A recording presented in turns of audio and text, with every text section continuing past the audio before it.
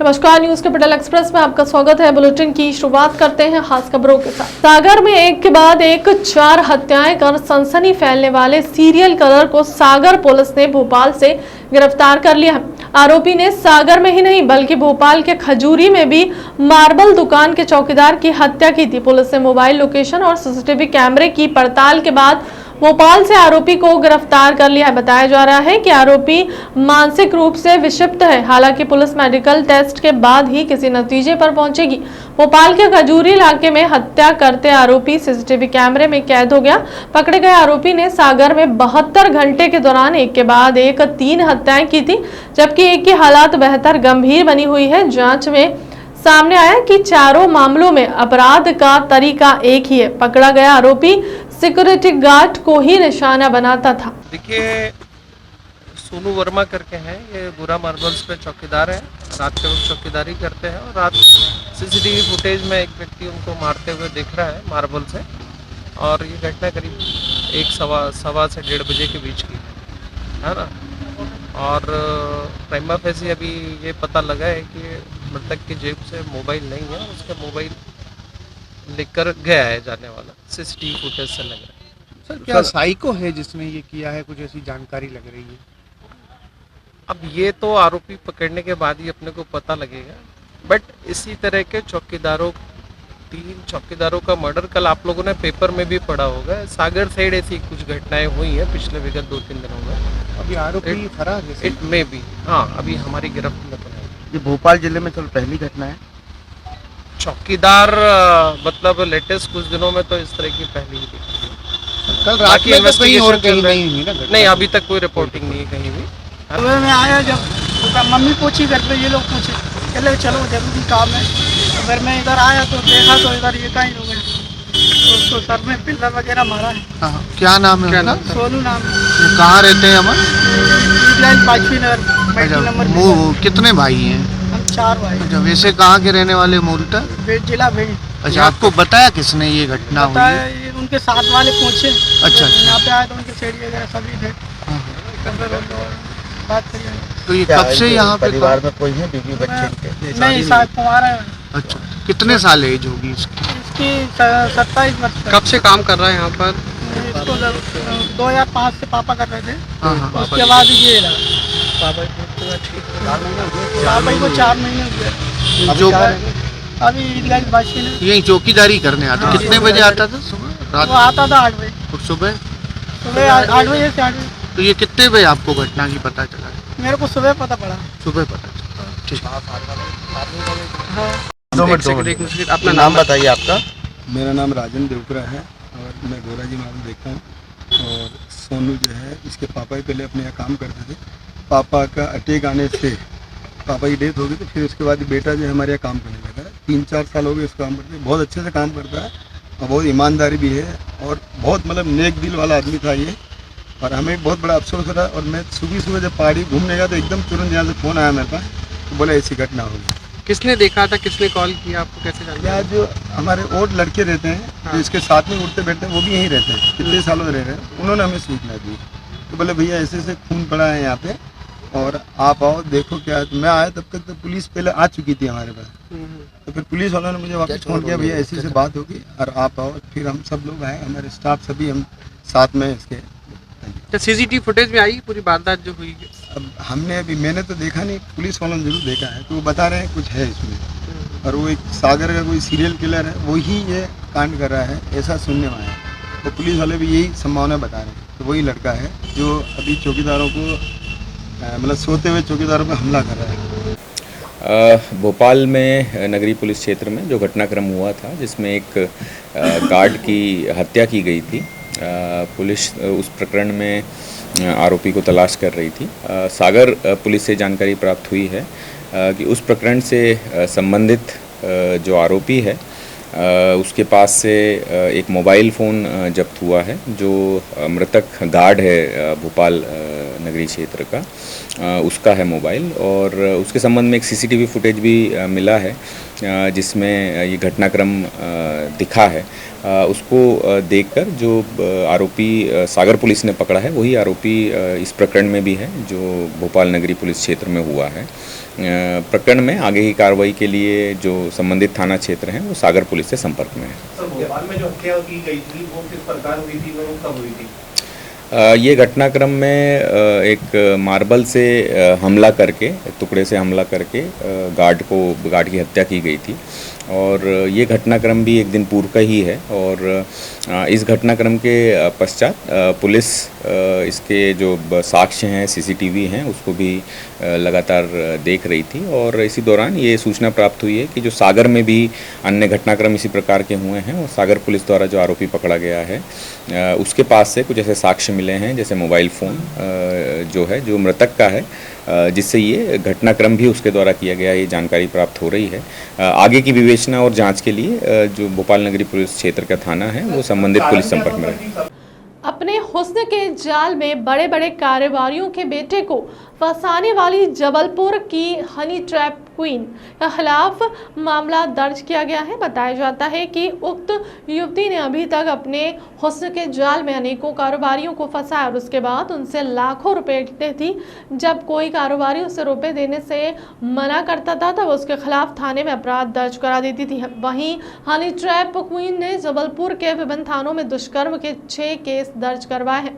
Honey trap queen के द्वारा संभ्रांत परिवारों के युवकों को रुपए के लिए फंसाने के खिलाफ जबलपुर के अधिवक्ताओं ने पुलिस में शिकायत दर्ज कराई है। अधिवक्ताओं ने तथाकथित हनी ट्रैप क्वीन द्वारा थाने में दर्ज सभी दुष्कर्म के मामलों की जांच की मांग की है। पुलिस ने अधिवक्ताओं द्वारा दी गई शिकायत के आधार पर शीघ्र जांच करवाने का आश्वासन दिया। हाल ही में जो मामला हमारे सामने आया है, एक महिला द्वारा ऐसे पता नहीं संभ्रांत परिवारों के लड़कों को, बच्चों को फंसाकर उनसे जो पैसे ऐंठने की जो कार्रवाई सामने आई है, एक बहुत ही विडंबना भरी बात है आज हमारे सामने इस प्रकार की, क्योंकि ये उक्त महिला द्वारा पता नहीं हमारे पास साक्ष्य हैं। हमने आज एडिशनल एसपी महोदय को बताया कि उसने उक्त महिला ने 6-7 से पता नहीं कितने लोगों को पैसे ऐंठे मतलब, और दूसरा कि उसके ऊपर पहले भी केस लगे हैं और अभी भी केस चल रहे हैं और हमने मांग की कि उस पर कार्रवाई की जाए और उनको पूरे हमने साक्ष्य दिए और उस घटना से अवगत कराया, क्योंकि इस प्रकार से क्या हो रहा है कि जो बेचारे नए युवक हैं संभ्रांत परिवार के, बेचारे तन मन धन से भी परेशान हैं और उनकी एक सामाजिक छवि धूमिल होती है। इस चक्कर में बड़े डिप्रेशन में है वे, इसलिए आज हमने उनको पूरी बातें स्पष्ट बताई कि उस महिला पे कार्रवाई करें और इस प्रकार के जो प्रकरण आ रहे हैं उनकी भी जांच की जाए। नाम बता। धीरज सिंह ठाकुर, एडवोकेट। प्रकरण यहाँ कार्यालय पे आए थे, उनके द्वारा एक आवेदन प्रस्तुत किया गया है कि एक तथाकथित महिला द्वारा जबलपुर के विभिन्न थानों में करीब 6 दुष्कर्म के मामले कायम करवाए हैं और उनमें से कुछ मामलों में उनके द्वारा माननीय न्यायालय में समझौता भी कर लिया गया है, जिसके द्वारा अधिवक्तागण द्वारा यह मांग की गई है कि सभी प्रकरणों की सूक्ष्मता से जांच करवाई जाए। अतः 6 प्रकरण के, जिसमें धामापुर के, तलवारा के, गोरखपुर के और एक डिंडोरी जिले का भी मामला है और महिला थाना जबलपुर का भी मामला है, सभी की जांच निष्पक्ष रूप से करवाई जाएगी और उनमें जो भी तथ्य आएंगे उसमें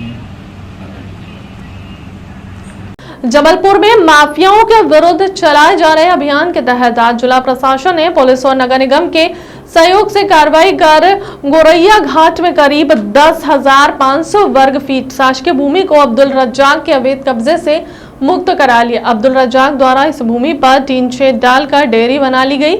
माफिया के अवैध कब्जे से मुक्त कराई गई इस भूमि की कीमत करीब 2 करोड़ 30 लाख रुपए है। Collector doctor Ilaiya Raja T और पुलिस अधीक्षक सिद्धार्थ बहुगुड़ा के निर्देशन पर कार्यवाही अपर कलेक्टर नमः शिवाय अर्जारिया के नेतृत्व में की गई। तहसीलदार रांझी श्याम नंदन चंदेले के अनुसार ग्राम गोरैया घाट के शासकीय खसरा नंबर 99/2 की लगभग 10,500 वर्ग फीट पर माफिया अब्दुल रज्जाक द्वारा 3 शेड से डेयरी बनाकर अवैध अतिक्रमण किया गया है।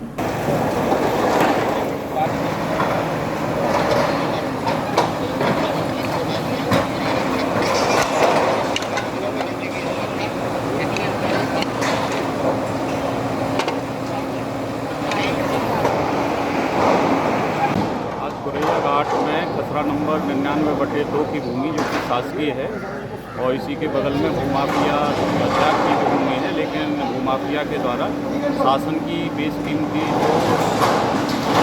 कीमत 10,000 रुपये प्रति स्क्वायर फीट है, 10,000 स्क्वायर फीट ज़मीन पर कब्जा करके डेयरी बनाई गई थी। आज पुलिस प्रशासन की संयुक्त टीम के द्वारा, नगर निगम की टीम के द्वारा माननीय कलेक्टर महोदय एवं एसपी सर के निर्देशन में यहाँ पर भूमाफिया के विरुद्ध प्रभावी कार्रवाई करते हुए डेयरी को तोड़ करके शासन की जमीन को मुक्त कराया गया।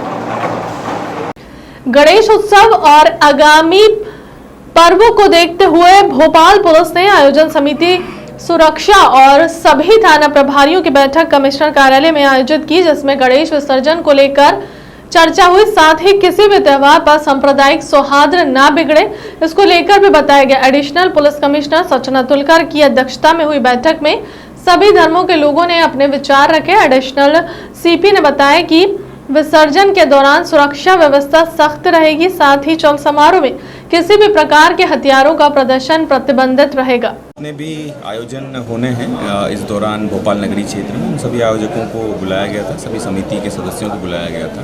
इसमें पुलिस के सभी अधिकारी थाना क्षेत्र के भी उपस्थित थे। जो सहयोग की अपेक्षा थी आयोजकों को सभी विभागों से तथा पुलिस विभाग को भी जो सहयोग की अपेक्षा थी उस पर चर्चा की गई थी और वो सभी बिंदुओं पे आगे जो आने वाले लगातार त्यौहार चल रहे हैं उस पर कार्रवाई की जाएगी और आगे भी जो समन्वय बना रहे हैं सभी बैठक आयोजित।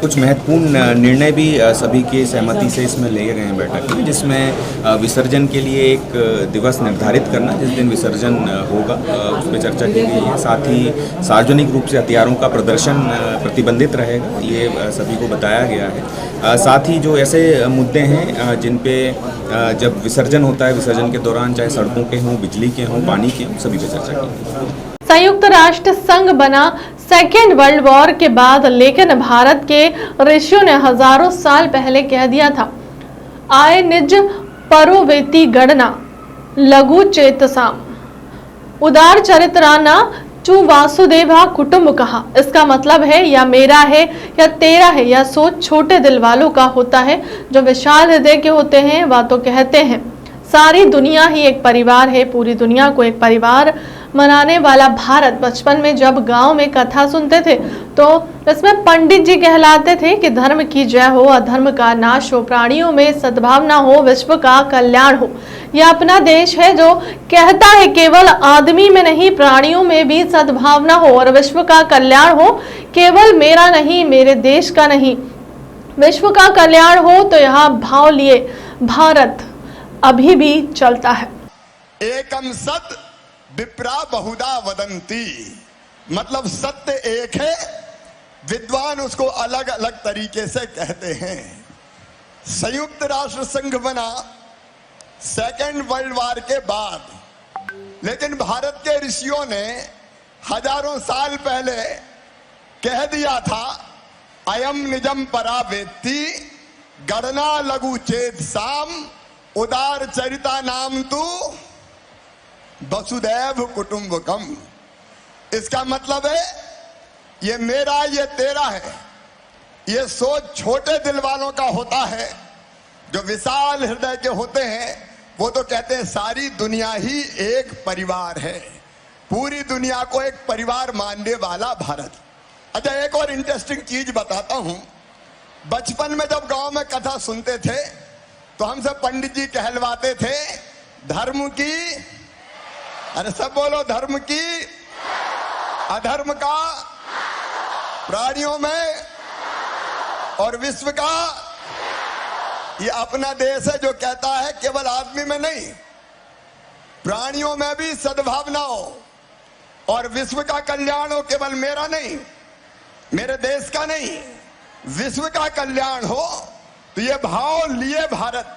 चित्रकूट के त्रेता युगीन व भगवान राम के शपथ स्थल जन आस्था के केंद्र सिद्धा पहाड़ पर अवैध खनन जारी। मेहर विधायक नारायण त्रिपाठी ने बताया कि 84 कोस का पहाड़ है, जिस पर आज मुख्यमंत्री ने भी ट्वीट किया है। पहाड़ पर अवैध उत्खनन नहीं होगा। सिद्धा पहाड़ पर अवैध खनन दिनों दिन बढ़ता जा रहा है, जिससे भूस्खलन का खतरा बढ़ रहा है। आप लोगों को चित्रकूट के विषय में आमंत्रित किया हूँ, जो राजनीतिक विषय नहीं है, हमारे एक धार्मिक विषय है। हमारे ऐतिहासिक मामलों का विषय है।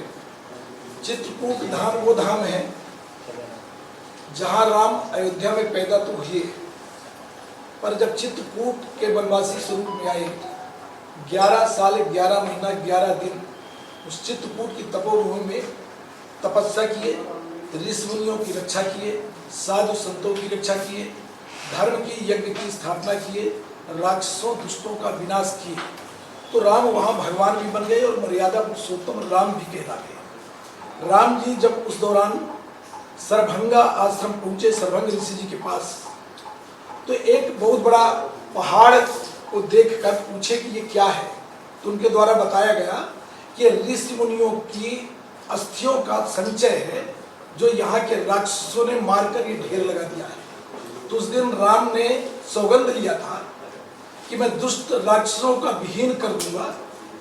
तो वो जो 84 कोसी क्षेत्र है, चित्रकूट, सरभंगा आश्रम, सुतीक्षण आश्रम इत्यादि, उन जगहों पर तमाम व्यावसायिक गतिविधियां खदानों को संचालित करके लोग सेंसर कराकर वहां काम करना चाहते हैं। लोगों की आपत्ति के बाद बहुत दिनों पहले ये बंद कर दिया गया था, परंतु इसके बाद भी पुनः दोबारा वो गतिविधियां चालू होने की स्थिति आई। हमें लगा कि इस विषय में बात करना चाहिए। मैं पत्र लिखकर प्रधानमंत्री जी को भी पत्र लिखा और ये सब बताया, मुख्यमंत्री जी को भी मैसेज किया, गृह मंत्री जी को पता चला, गृह मंत्री जी कल आप लोगों से बात किए, आज मुख्यमंत्री जी भी ट्वीट किए हैं कि वहाँ कोई ऐसी गतिविधियाँ नहीं होगी। इसके लिए मुख्यमंत्री जी को भी धन्यवाद देता हूँ, गृह मंत्री जी को भी धन्यवाद देता हूँ। पर इसके बाद कुछ बातें हैं कि वो चित्रकूट आज भी उपेक्षित क्यों है, जो राम का नाम इस हिंदुस्तान में नहीं अंतर्राष्ट्रीय स्तर पर हिंदू धर्म को मानने वाले या अन्य लोग भी जो खोज का विषय हो, वो चित्रकूट अनदेखा क्यों है। मैं प्रधानमंत्री जी को आज पत्र लिखा, वो लिखा हूँ कि प्रधानमंत्री जी, हिंदुस्तान में राम के नाम को एक एक आदमी पूछता है, रामायण रामचरितमानस का पाठ करता है। अयोध्या जो है धार्मिक प्लेस अंतर्राष्ट्रीय होना चाहिए, पर अयोध्या से भी ज्यादा महत्वपूर्ण स्थान चित्रकूट है, इसलिए कि कर्म प्रधान देश है, कर्म प्रधान विश्व करी रखा। चित्रकूट राम की कर्म भूमि तपोभूमि है, तो उसको अयोध्या से भी ज्यादा बेहतर उसका विकास किया जाना चाहिए। सतना में मैहर मासा में एक ही देवी देवता का प्रमाण है कि माई शारदा ने आल्हा को जोड़ी अमर होने का वरदान दी, और आल्हा और आल्हा की पत्नी आज भी अमर है और आल्हा के प्रतिदिन पूजा के प्रमाण मिलते हैं। ऐसी स्थिति में इसको गंभीरता पूर्वक, इसलिए कि हिंदू धर्म जो है, जो हिंदुस्तान है, वो धर्म को मानने वाला है। हम पेड़ पौधे पत्थर पहाड़ सब कुछ पूजते हैं, नदियां पूजते हैं। तो ऐसे दौरान यदि राम की उपेक्षा हो रही है और राम के क्षेत्र का विकास नहीं हो रहा है, माई शारदा धाम का विकास नहीं हो रहा है, तो ये हमें बताने की जरूरत है। इसलिए प्रधानमंत्री जी को भी लिखा, योगी जी को भी लिखा, मैं शिवराज जी को लिखा, और आज मध्य प्रदेश के मुख्यमंत्री गृह मंत्री दोनों को धन्यवाद देता हूँ जिन्होंने ट्वीट करके ये बताया है कि वहाँ कोई गतिविधियाँ नहीं होगी। और आप लोगों के माध्यम से फिर कहना चाहूँगा कि 84 कोसी जो क्षेत्र है और आसपास लगा हुआ 10 किलोमीटर के रेंज तक कोई भी इस तरह की खदानें संचालित न हो, इसलिए कि लोगों के धार्मिक आस्था पर चोट कहलाएगा, वो हिंदुस्तान के लोगों पर चोट कहलाएगा। इसलिए इन गतिविधियों को रोकने की जरूरत है। इस विषय में मैं 27 तारीख को 27 सितंबर को चित्रकूट से पदयात्रा करूंगा, तो 27, 28, 29 तारीख को सरभंगा आश्रम पहुंचूंगा और 30 तारीख को धर्म सभा का आयोजन करने जा रहा हूं, ये सिद्धा पहाड़ पर, जिसके लिए आप सबको आमंत्रित किया हूँ। अब आपके कोई सवाल हो तो सवाल कर सकते। कोतवाली थाना क्षेत्र के अंतर्गत श्री कृष्णा शोरूम और टाटा शोरूम में हुई चोरी का पुलिस ने खुलासा कर दिया है। इस मामले में पुलिस ने 6 आरोपियों को गिरफ्तार किया। पुलिस ने आरोपियों से नकदी सहित मशूरका भी बरामद किया। बता दें कि 26 अगस्त की रात अज्ञात चोर ने सुनील ऑटो शोरूम से 30,200 के रूप में नकद ले उड़े थे, जिसके बाद कोतवाली थाना में प्रार्थी की शिकायत पर अज्ञात आरोपियों पर चोरी का मामला दर्ज किया गया है। पुलिस ने सीसीटीवी फुटेज के आधार पर 6 संदिग्धों को गिरफ्तार किया, जिसमें सभी निवासी खंडवा जिले के हैं। कड़ाई से पूछताछ करने पर सभी आरोपियों ने चोरी करना कबूल किया है। पुलिस ने आरोपियों को अदालत में पेश कर जेल भेज दिया है। तो 2022 की रात्रि में जो ये टाटा सुनील ऑटोमोबाइल शोरूम है और श्री कृष्णा मोटर शोरूम है, इसमें अज्ञात चोरों द्वारा चोरी करने की सूचना प्राप्त हुई और सूचना प्राप्ति पर ही विषय की गंभीरता को देखते हुए जिले के पुलिस अधीक्षक महोदय द्वारा इसको गंभीरता से लिया गया और तत्काल ही टीम गठन की घोषणा करते हुए टीम को रवाना किया गया घटनास्थल पे, जहाँ पे घटनास्थल पे जो हमें सीसीटीवी फुटेज मिले, साथ ही घटनास्थल के सीसीटीवी फुटेज पे हमको कुछ अज्ञात चोर जो कि चेहरे पर नकाब धारण किए हुए थे, वो पेचकस और टॉमी की मदद से वहाँ पे जो कैश काउंटर होता है उसको खोल के उससे कैश निकाल रहे थे। ये हमें सीसीटीवी फुटेज से मिला। उसके पश्चात हम लोगों ने अगल बगल के शोरूम में भी देखा तो एक सामने का भी जो शोरूम था, पहला शोरूम था टाटा सुनील ऑटोमोबाइल, जिसमें हमें सीसीटीवी फुटेज मिले। तत्पश्चात श्री कृष्णा मोटर्स में भी उनने चोरी की हुई थी। इस तरह से 2 शोरूम में इन्हें चोरी की थी और इनके रवाना होने के जैसे ही हम लोगों को फुटेज मिले तो फुटेज के आधार पे हम लोगों ने अगल बगल के थाने और अगल बगल के ज़िलों में भी इनके फुटेज सर्कुलेट किए।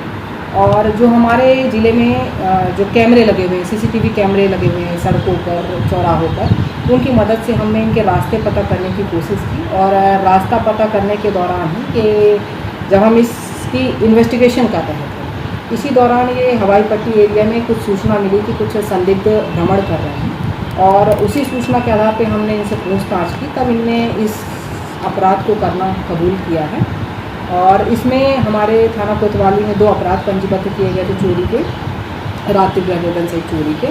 इसमें मोस्टली 6 आरोपी शामिल हैं जिनके नाम दीपक चौहान है, उम्र 22 साल और ये किल्लौर जिला खंडवा के हैं। शिवा चौहान उम्र 22 साल, ये भी खंडवा जिले से हैं। भय्यू उर्फ महेंद्र चौहान पिता बंसी चौहान उम्र 23 साल, ये भी किल्लौर खंडवा के हैं। मंगल सिंह चौहान पिता राम सिंह चौहान उम्र 24 साल, ये भी किल्लौर खंडवा के हैं। राहुल चौहान पिता सुमेर सिंह चौहान, ये भी आपके खंडवा से हैं। और छठा जो आरोपी है रोहित चौहान पिता दयाराम चौहान उम्र 21 साल, ये भी मोहदर खंडवा के हैं। 6 वो आरोपी खंडवा के हैं और गिरोह बना के ये एक बड़ी वारदात को अंजाम देने जिले में प्रवेश किए थे। लेकिन पुलिस की सतर्कता और लगातार जो हमारी गश्त होती है इससे भयभीत रहे हैं ये, इसलिए ये कोई बड़ी वारदात को अंजाम न दिए हैं और हम लोगों ने इनको समय रहते पकड़ लिया है। साथ में इनके साथ जो घटना में प्रयुक्त 2 बाइक थी जो कि हमें फुटेज में दिखा था कि ये बाइक से रवाना हुए, वो बाइक भी हमने दस्तयाब कर ली हैं और ये 6 आरोपी हमारी गिरफ्त में हैं, जिसमें विशेष रूप से हमारी कोतवाली टीम, जिसमें गुरुवार को राष्ट्रीय किसान मजदूर महासंघ के तहसील के किसानों के साथ धोखाधड़ी और दोषियों पर कार्रवाई होने पर तहसील कार्यालय पहुंचकर तहसीलदार रामजी लाल वर्मा को ज्ञापन सौंपा। ज्ञापन में दोषियों पर कार्रवाई की मांग की गई। इस अवसर पर किसानों ने जमकर नारेबाजी की। ज्ञापन देने के पूर्व राष्ट्रीय किसान मजदूर महासंघ की बैठक काठिया मंदिर परिसर में संपन्न हुई और किसानों की विभिन्न समस्याओं को लेकर विचार विमर्श किया गया और 7 दिवस में प्रशासन द्वारा दोषियों पर कार्रवाई नहीं की गई तो आगामी दिनों में जनपद पंचायत के 20 वार्ड स्तर पर प्रधानमंत्री, केंद्र कृषि मंत्री, मुख्यमंत्री, कृषि मंत्री को पतला दहन के साथ उग्र आंदोलन करने का निर्णय लिया गया। 7 दिन की बोल रहे हैं गेहूं हमारे पैसों की और टिड्डी दल की और जो हमारा राहत राशि को पैसा खाओ है, जो भी अधिकारी कर्मचारी वहाँ जो फंसे होंगे, दिन की आप कितने की बोल रहे हैं? मैं एकदम कलेक्टर साहब उसमें जांच करा रहे हैं, मैं ही कह रहा हूँ। जांच कलेक्टर साहब 4 बार बदल चुके। दूसरी बात क्या है, 20 जनपद सदस्य तहसील सलवानी में है, 20 जगह केंद्र सरकार के, प्रदेश सरकार के, कृषि मंत्रियों के, मुख्यमंत्रियों के, प्रधानमंत्रियों के हमारा कार्यक्रम चलेगा। 7 दिन के बाद में जगह जगह हम पुतला दहन करेंगे। बाम है ग्राम चौकीदार, ग्राम पटवारी उस क्षेत्र का, उस हल्के का, और कृषि विभाग से वो जो ग्राम सेवक होता है, इन लोगों को आप कहेंगे और आप पुलिस का जवान भेजेंगे, उनके सामने हम पुतला दहन करेंगे। हम अति होंगे, फांसी नहीं लगाए किसान। हम 20 जगह पूरी तहसील में 20 जगह पुतला दहन करेंगे।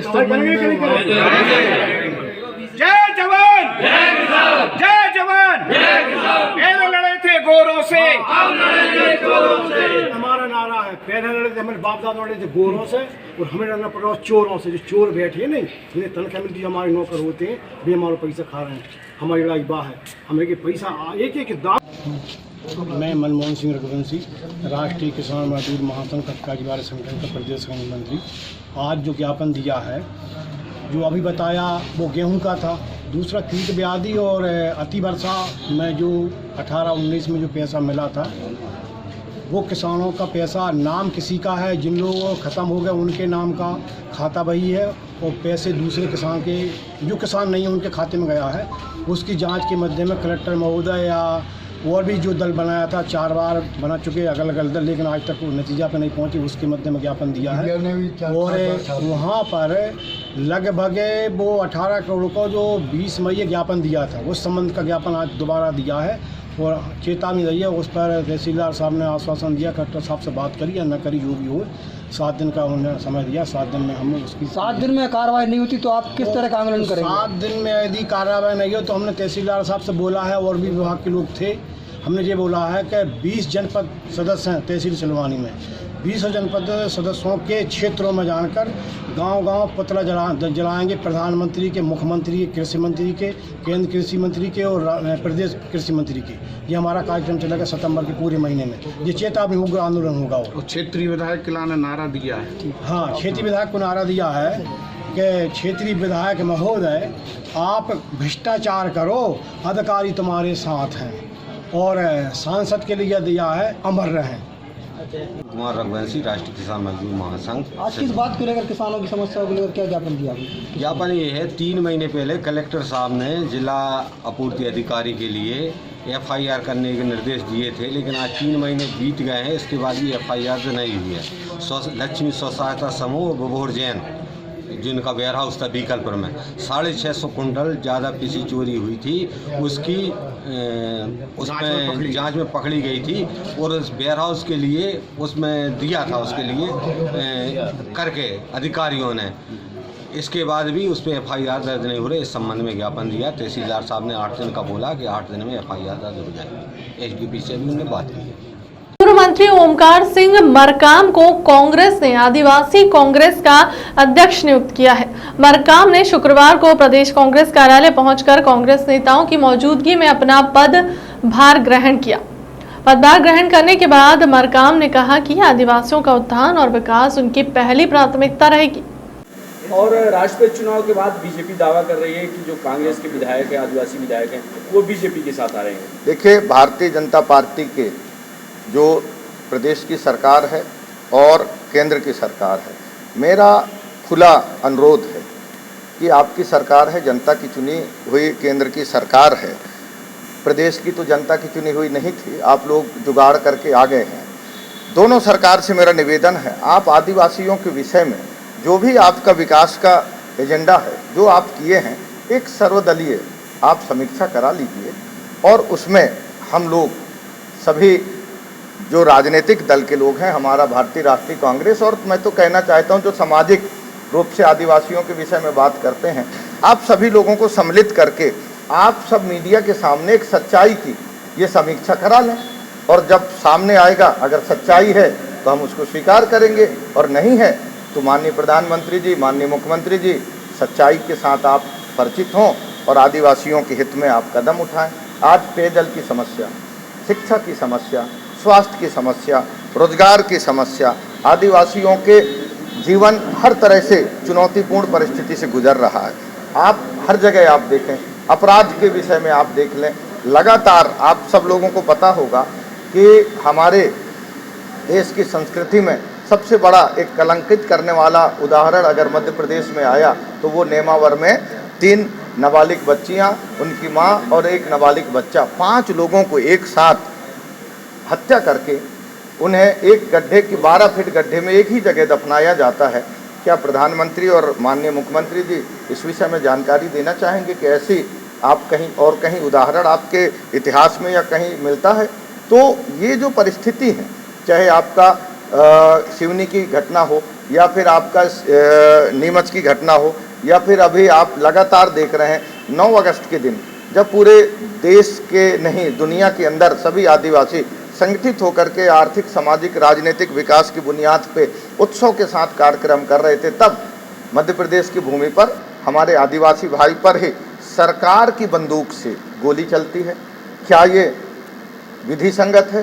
क्या ये विकास का इनका यही एजेंडा है? तो बहुत विषयों में तो मेरा खुला चुनौती है कि आइए, आपके जो आदिवासी नेतृत्व करने वाले हैं, मुख्यमंत्री जी आप साथ में बैठिए, माननीय प्रधानमंत्री जी आप साथ में बैठिए और समीक्षा करा लीजिए।